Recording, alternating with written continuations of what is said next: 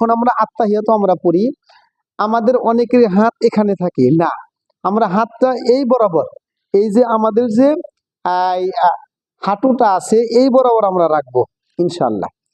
তো আমরা প্রথমে সিজদায় গেলাম, সুবহান রাব্বিল আলা 3 বার বা 5 বার বা 7 বার বললাম, উঠে বসলাম।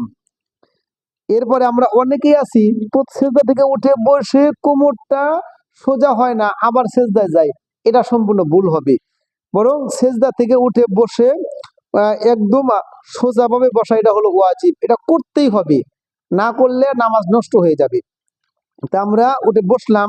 এখন আমরা ছোট্ট দোয়া আছে, ইয়া রব্বি গফিরলি ওয়ারহামনি ওয়াহদিনি ওয়ারযুকনি ওয়া আনতা খায়রুর রাহিমিন, এতটুকু যদি নাও পারি এতটুকু আপাতত পড়বো, আল্লাহুম্মা গফিরলি বা ইয়া রব্বি গফিরলি, অর্থ হলো আল্লাহ আপনি আমাকে মাফ করিয়া দেন। তো এভাবে আমরা প্রথম সিজদা থেকে উঠে আমরা সোজা আমরা বসবো, এরপরে আমরা দ্বিতীয় সিজদা দেব ইনশাআল্লাহ।